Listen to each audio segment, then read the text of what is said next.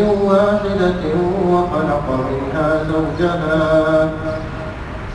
وبث منهما رجالا كثيرا ونساء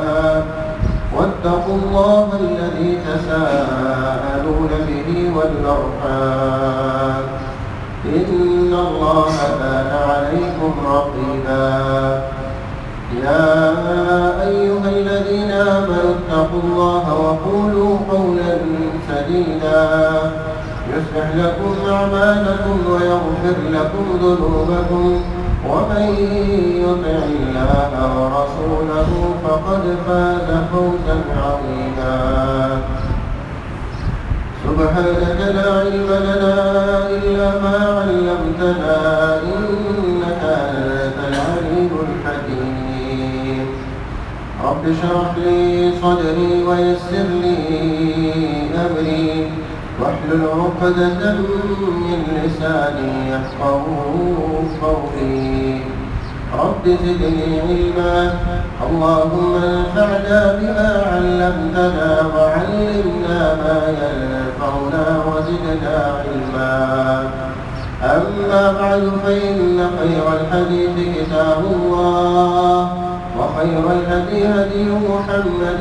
صلى الله عليه وسلم وشر الأمور محدثاتها وكل محدثة بدعة وكل بدعة ضلالة وكل ضلالة في النار أعوذ بالله السميع العليم من الشيطان الرجيم من همزه ونفخه ونفثه بسم الله الرحمن الرحيم يا أيها الذين آمنوا قوا أنفسكم وأهليكم نارا وقودها الناس والحجارة عليها ملائكة غلاظ شداد لا يعصون الله ما أمرهم ويفعلون ما يؤمرون تمام قسم کی تعریفات حمد و ثنا اللہ وحدہ لا شریک کے لیے ہے جو اس کائنات کا خالق و مالک ہے ان اللہ تعالیٰ درود و سلام امام الانبیاء سید الاولین والآخرین امام الانبیاء والمرسلین محمد رسول اللہ صلی اللہ علیہ وسلم کی ذات طیبہ طاہرہ مقدسہ پر جن اللہ رب العالمین نے پوری کائنات کے لیے ہادی و اشرف بنا کر بھیجا ہے سورۃ التحریم کی آیت نمبر 6 آپ کے سامنے تلاوت کی ہے بسم اللہ رب العالمین اہل ایمان سے خطاب کر رہے ہیں یا ایھا الذین آمنوا اے ایمان والو قوا انفسکم واہلیکم نارا اپنے آپ کو بھی اور اپنے اہل و عیال کو بھی جہنم کی آگ سے بچاؤ وقودها الناس والحجارہ کہ اس آگ کا جو ایندھن ہے وہ لوگ اور پتھر ہے علیہا ملائکۃ اس جہنم کی آگ پر ایسے فرشتے مقرر ہیں غلاظ شداد کہ جو بڑے ہی بے رحم اور بڑے ہی مضبوط اور بڑے ہی قوی ہیں لا یعصون اللہ ما امرهم وہ اللہ رب العالمین کے کسی حکم کی نافرمانی نہیں کرتے وَيَفْعَلُونَ مَا يُؤْمَرُونَ انہیں جس بات کا حکم دیا جاتا ہے وہ کر گزرتے ہیں اس آیت میں اللہ رب العالمین خاص طور پر اہل ایمان سے خطاب کر رہے ہیں حضرت عبداللہ بن مسعود رضی اللہ تعالیٰ عنہ جو اللہ کے نبی صلی اللہ علیہ وسلم کے بڑے پیارے صحابی تھے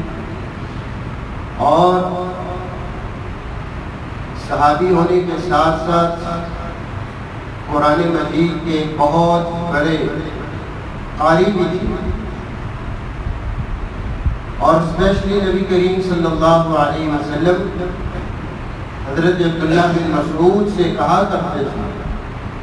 کہ عبداللہ میرا دل چاہتا ہے کہ میں تم سے قرآن کی تلاوت سنا کروں۔ حضرت عبداللہ بن مسعود رضی اللہ تعالیٰ عنہ فرماتے ہیں کہ جب بھی قرآن مجید میں یا ایھا الذین آمنوا کا لفظ آئے، اللہ رب العالمین جب بھی اہل ایمان سے خطاب کرے وہاں رک کر ذرا غور و فکر کرنا چاہیے، تدبر سے کام لینا چاہیے کہ اب یہاں اللہ رب العالمین کسی بہت بڑے گناہ سے انسان کو روکنے جا رہے ہیں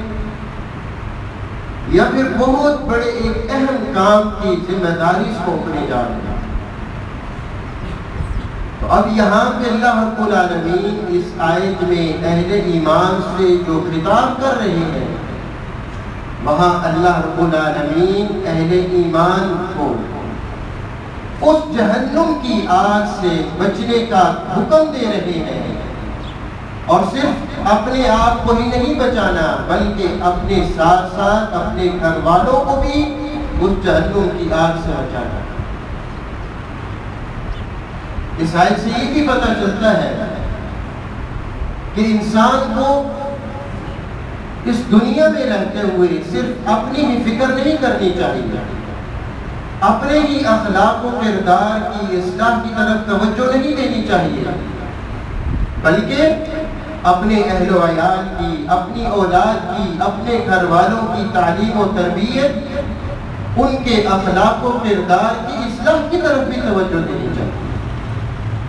قرآن مجید میں مثلاً ہم نماز کو لیتے ہیں، اللہ رب العالمین نے نبی کریم صلی اللہ علیہ وسلم کو حکم دیا کہ وَأْمُرْ أَهْلَكَ بِالصَّلَاةِ، یا نبی جہاں آپ نے خود نماز کو قائم کرنا ہے، نماز ادا کرنی ہے، وہاں اپنے اہل و عیال کو بھی اس کا حکم دینا، اہل و عیال کی بھی تربیت کرنی ہے۔ اور نبی کریم صلی اللہ علیہ وسلم نے اولاد کے حوالے سے کیا فرمایا کہ جب بچے 7 سال کے ہو جائیں نماز کا حکم، نماز کی طرف لے کر آنا، جب 10 سال کے ہو جائیں نماز نہ پڑھنے پر پھر ان کی سرزنش کریں۔ تو اب یہ دیکھیں یہ ہمارا اسلام ہے، یہ ہمارا دین ہے کہ جو ہمیں ساری ہر طرف لمحہ بلمحہ رہنمائی کرتا چلا جاتا ہے، اور پھر ہمیں اپنے اہل و عیال کی اس دنیا کی یہ فکر نہیں کرنی چاہیے کہ کسی نہ کسی طریقے سے میرے بچوں کی، میرے گھر بار والوں کی دنیا سمجھ جائے، ان کا مستقبل بن جائے، ان کی یہ دنیا بن جائے، بس دنیا دنیا کی رکھ نہ ہو، اس سے کہیں بڑھ کر ان کی آخرت کی فکر کرنی چاہیے کہ میری بچوں کی، میرے اہل و عیال کی دنیا بنتی ہے بنے، نہیں بنتی نہ بنے، اس سے بڑھ کر یہ فکر ہو کہ اللہ میرے بچوں کی، میرے گھر والوں کی آخرت کی اصلاح کرے۔ اللہ رب العالمین نے اپنے ساتھ ساتھ گھر والوں کی اصلاح کی توجہ بھی دلائی، اور کس آگ سے بچنے کا حکم دیا جس کے بارے میں نبی کریم صلی اللہ علیہ وسلم نے کیا فرمایا کہ یہ جو تمہاری دنیا کی جو آگ ہے یہ اس جہنم کی آگ کے جو 70 حصے ہیں ان میں سے ایک حصہ ہے۔ گویا یہ دنیا کی آگ اس جہنم کی آگ کے آگے یوں سمجھ لیں کوئی حیثیت کچھ نہیں رکھتی، مگر آج بھی ہم دیکھیں یہ دنیا کی جو آگ ہے یہ ہر چیز کو جلا کر راکھ بنا ڈالتی ہے۔ اللہ رب العالمین نے اس جہنم کی آگ کے بارے میں کیا کہا؟ وہ جہنم کی آگ کیسی؟ وقودها الناس والحجارہ، کہ اس آگ کا جو ایندھن ہوگا، جس آگ کو بھڑکایا ہی انسانوں کے ساتھ، جس آگ کو بھڑکایا ہی پتھروں کے ساتھ جائے گا، اس آگ کی حدت، اس کی تپش، اس کی حرارت کتنی زیادہ ہے۔ ایک اور مقام پر اللہ نے کیا فرمایا؟ وقودها الناس والحجارة اعدت للكافرين، کہ جہنم کی آگ کا اصل جو یہ تیار کی گئی ہے وہ کن لوگوں کے لیے؟ کافروں کے لیے۔ کافر اور مشرک نے ہمیشہ جہنم میں رہتے ہیں۔ اب اس آیت مبارکہ میں مفسرین لکھتے ہیں کہ دنیا کی جو آگ ہے وہ انسانی جسم سے یا پتھروں سے بجھ جاتی ہے یا مدد پڑ جاتی ہے، مگر جہنم کی آگ کی حرارت، اس کی حدت، اس کی تپش اس قدر ہوگی کہ اسے بھڑکایا ہی انسانی جسم کے ساتھ اور گندک کے پتھروں کے ساتھ جائے۔ نبی کریم صلی اللہ علیہ وسلم نے جیسا کہ فرمایا کہ اس جہنم کا جو عذاب ہے، اب اس جہنم میں سب سے ہلکا عذاب کی شک ہو، سب سے ہلکا عذاب فرمایا اس شخص کو ہوگا اسے جہنم کی آگ کے بنے ہوئے 2 جوتے پہنائے گئے، 2 جوتے پہنائے گئے، اور ان 2 جوتوں کی وجہ سے اس کا دماغ ایسے کھولنے لگے گا جیسے چولہے پہ رکھی ہوئی ہنڈیا جوش مارتی ہے، ابالے مارتی ہے، جیسے وہ کھولتی ہے، اسی طرح ان 2 جوتوں کی وجہ سے اس شخص کا دماغ جو ہے وہ کھولنے لگے گا، اور وہ کیا سمجھے گا کہ یہ مجھے سب سے زیادہ عذاب مجھے ہی جہنم کا دے رہا ہے۔ حالانکہ اللہ کے نبی صلی اللہ علیہ وسلم نے فرمایا کہ سب سے کم تر اور سب سے ہلکا عذاب اس شخص کا۔ میرے بھائی، اللہ رب العالمین نے ایک اور مقام پر فرمایا اس جہنم کے بارے میں، سورۃ الملک میں اللہ نے فرمایا اذا القوا فيها سمعوا لها شهيقا وهي تقول، کہ جب بھی اس جہنم کی آگ میں کوئی گروہ ڈالا جائے گا، لوگ ڈالے جائیں گے، اور پھر وہ اس جہنم میں کیا سنیں گے؟ سمعوا لها شهيقا وهي تقول، اس میں وہ اس جہنم کی دھاڑ کو سنیں گے، وہ جوش مار رہی ہوگی، تکاد تمیز من الغیظ، قریب ہے کہ وہ جہنم کی آگ غصے سے پھٹ جائے۔ کلما القی فیها فوج سألهم خزنتها، اب اس جہنم میں جب بھی کوئی گروہ ڈالا جائے گا، جب بھی کسی شخص کو ڈالا جائے گا، ان سے پوچھا جائے گا کہ سألهم خزنتها الم یأتکم نذیر، جہنم کے دربان پوچھیں گے، جہنم کے اوپر مقرر کیے ہوئے فرشتے داروغے پوچھیں گے الم یأتکم نذیر، بتاؤ تمہارے پاس کوئی ڈرانے والا آیا تھا یا نہیں آیا؟ وہ کیا کہیں گے؟ بلا، کیوں نہیں، قد جاءنا نذیر، ہمارے پاس آیا تھا ڈرانے والا، وکذبنا، ہم نے جھٹلا دیا تھا، اور ہم نے کہا تھا ما نزل اللہ من شیء، اللہ رب العالمین نے کوئی چیز، کوئی قرآن، کچھ اللہ نے نازل نہیں۔ تو یہ جہنم کی آگ سے اللہ رب العالمین بچنے کا اہل ایمان کو خاص طور پر اللہ حکم دے گا۔ اب دیکھیے اس جہنم کی آگ کی کتنی حدت، کتنی تپش، اور اس سے بچنے کے لیے کیا کہا جا رہا ہے؟ نبی کریم صلی اللہ علیہ وسلم نے کیا کہا؟ کتنا آسان، کتنا پیارا دن ہمارا، فرمایا اتقوا النار ولو بشق تمرہ، وہ جوش مارتی ہوئی، وہ اس قدر حدت بھری آگ سے اپنے آپ کو بچاؤ، وہ کھجور کے ایک ٹکڑے کو صدقہ کرتا ہے، کھجور کا ایک ٹکڑا۔ اب دیکھیے کھجور کے ایک ٹکڑے کی بظاہر کیا حیثیت ہے، جس سے انسان کا پیٹ نہیں بھرتا، لیکن اتنا پیارا دین، اتنا آسان دین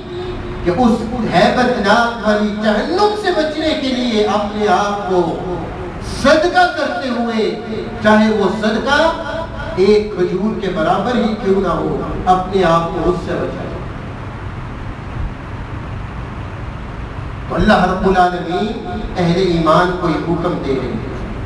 اور پھر آگے اس جہنم پر جن فرشتوں کی ڈیوٹی مقرر ہوگی ان کی 4 خوبیاں بیان کی. 4 وہ کیسی ہوگی فرشتے. پہلی یہ علیہا ملائکۃ غلاظ، وہ بڑے بے رحم ہوں گے، انہیں کسی پر کوئی رحم نہیں آئے گا. چاہے کوئی شخص یہ سوچے کہ میں ان کی خوشامدی کر دوں، یہ میں ان کو، وہ فرشتے کسی پر رحم کھا جائیں گے، نہیں، ایسی کوئی بات نہیں ہوگی، ان میں کسی پر رحم نہیں آئے گا. شداد، وہ اتنے مضبوط ہوں گے، اتنے قوی ہوں گے کہ چاہے کوئی ایک شخص ہو، 2 ہو، چاہے جتھے کا جتھا ہو، اگر کوئی گروہ کا گروہ بھی بن کر آئے گا ان فرشتوں کو ہٹانے کی کوشش کرے گا، پھر بھی وہ اتنے مضبوط ہوں گے کہ ان کا مقابلہ کچھ نہ کر سکے، کوئی ان کا مقابلہ نہیں کر سکتا. اور تیسری یہ خوبی بیان کی، لا یعصون اللہ ما امرهم، وہ اللہ رب العالمین کے کسی حکم کی، کسی بھی حکم کی، اللہ کے حکم کی نافرمانی نہیں کرتے. وَيَفْعَلُونَ مَا يُؤْمَرُونَ، چوتھی اور آخری یہ بیان کیا کہ وَيَفْعَلُونَ مَا يُؤْمَرُونَ، انہیں جیسے جیسے اللہ کی طرف سے حکم ملتا جاتا ہے وہ اس پر عمل کرتے چلے گا. جیسے اللہ کی طرف سے حکم ملتا ہے، اللہ رب العالمین کی طرف سے جیسے حکم ملتا ہے وہ کرتے چلے جائیں. اب اہل ایمان کو ایک کھجور کے برابر صدقہ کرنے کا حکم دیا کہ اس سے آپ نے آپ کو بچا دیا. اور کافروں کا حال کیا ہوگا؟ اللہ نے فرمایا ان الذین کفروا لو ان لهم ما فی الارض جميعا ومثله معه لفتدوا به من سوء العذاب یوم القیامہ ما تقبل منهم، کہ وہ لوگ جو کافر ہیں، اگر کافر لوگ بھی کل اپنے آپ کو جہنم کی آگ سے بچانے کے بدلے یہ کہیں گے کہ اللہ جو کچھ زمین میں ہے وہ بھی اور اس کے مثل اور اللہ سب کچھ لے لے، مجھے جہنم کے آگ سے بچا لے، مجھے جہنم کے عذاب سے بچا لے. فرمایا ما تقبل منهم، یہ ان سے بالکل قبول نہیں کیا. ایک طرف یہ ہے اور دوسری طرف اہل ایمان کو یہ کہا جا رہا ہے کہ اپنے آپ کو جہنم کی آگ سے، اپنے آپ پر، اپنے گھر والوں کو بچا لے. اب اس جہنم کی آگ سے بچنے کے لیے سب سے اہم اور بنیادی سبب کون سا ہے کہ جو انسان کو جہنم کی آگ سے بچا لے؟ وہ اگر سبب ہو، اس سبب کے ہوتے ہوئے انسان بظاہر کتنے گناہگار کیوں نہ ہو، اللہ رب العالمین چاہیں گے تو اپنے اس بندے کو جنت میں داخل کر دیں گے بغیر حساب. اور وہ کون سا ہے؟ عقیدہ توحید. نبی کریم صلی اللہ علیہ وسلم نے جیسا کہ فرمایا من قال لا الہ الا اللہ خالصا من قلبہ، کہ جس شخص نے صدق دل کے ساتھ لا الہ الا اللہ کہا، صرف لا الہ الا اللہ کہا بھی نہیں بلکہ اس کے تقاضوں کو بھی پورا کیا، جیسا کہ اللہ نے قرآن میں کہا فَاعْلَمْ أَنَّهُ لَا إِلَهَ إِلَّا اللَّهُ، کہ اس عقیدے کا یہ جو لا الہ الا اللہ اس کا علم بھی ہونا چاہیے کہ وہ اپنی زبان سے ہی صرف اس کو جملہ بار بار نہ کہتے چلا جائے، بلکہ اس کے تقاضوں کو پورا کرے کہ اللہ کے علاوہ کوئی معبود برحق نہیں، اللہ کے علاوہ کوئی پالنہار نہیں ہے. یہ اس کا عقیدہ ہو، اس کے تقاضوں کو پورا کرے. فرمایا جو صدق کے دل سے اس کو کہتا ہے، اس کے تقاضوں کو پورا کرتا ہے، اللہ رب العالمین اسے جنت میں داخل کرتا ہے. اور اس کے برعکس اگر کسی شخص کے پاس بظاہر عقیدہ توحید نہیں ہے، وہ جتنی مرضی عبادات کر لے، جتنے مرضی قرآن مجید ختم کر لے، جتنے مرضی اعمال صالحہ کر لے، یاد رکھیے اسے یہ نیک اعمال، اسے اس کی یہ عبادتیں، اسے اس کے یہ روزے، اسے اس کی یہ تمام کی تمام عبادتیں کچھ فائدہ نہیں دے سکے۔ تو سب سے پہلے اگر ہم اپنے آپ کو جہنم کی آگ سے بچانا چاہتے ہیں تو ہمیں اپنے عقیدوں کی اصلاح کی ضرورت ہے۔ عقیدہ توحید اس کو قبول کرنا ہوگا، اس کے بعد انسان کو پھر اگلے بعد کے جتنے مراحل ہیں اعمال صالحہ کی طرف توجہ دیں۔ تو میرے بھائیوں، اللہ رب العالمین نے ہمیں یہ رمضان المبارک جیسا عظیم مہینہ دیا۔ آج آنے والی رات اس کی آخری تاک راتوں میں سے آخری تاک رات۔ اگر اب بھی کوئی ایسا شخص جو پورا رمضان بھی غفلت کی نیند سویا رہا، لہو و لعب میں، کھیل کود میں مصروف رہا، اب بھی وہ غنیمت سمجھے۔ 1-2 دن باقی ہے، ان 2 دنوں میں، ایک آنے والی رات میں، ان چند لمحات میں، چند گھنٹوں میں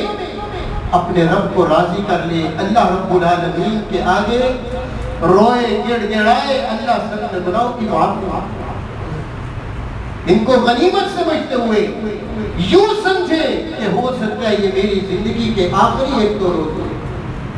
ہو سکتا ہے یہ میری زندگی کی آنے والی جو تاک رات ہے آخری ہو سکتا ہے اگلے سال رمضان مجھے نصیب ہو نہ ہو، میں اس رمضان کے 2 دن پوری کوشش کر لوں، اللہ میرے گناہوں کو معاف کر دے۔ اللہ جو پورے 27-28 دن میں غفلت کی نیند سویا رہا، بالکل شیطان کی شکنجے میں رہا، اللہ کہ اب میں تیرے سامنے آتا ہوں، تیرے سامنے اپنی جھولی کھلاتا ہوں، اللہ تیرے سامنے روتا ہوں، گڑگڑاتا ہوں، گناہوں کی معافی مانگتا ہوں، اللہ مجھے معاف کر دے، میں شیطان کے بہکاوے میں آ گیا، اللہ مجھے معاف کر دے، میں تجھ سے اپنے گناہوں کی معافی مانگتا ہوں۔ میرے بھائی، اللہ رب العالمین ہمیں ان 1-2 دنوں میں بھرپور رمضان کے ان 2 دنوں سے بھرپور فائدہ اٹھانے کی توفیق عطا فرمائے۔ وما علینا الا البلاغ۔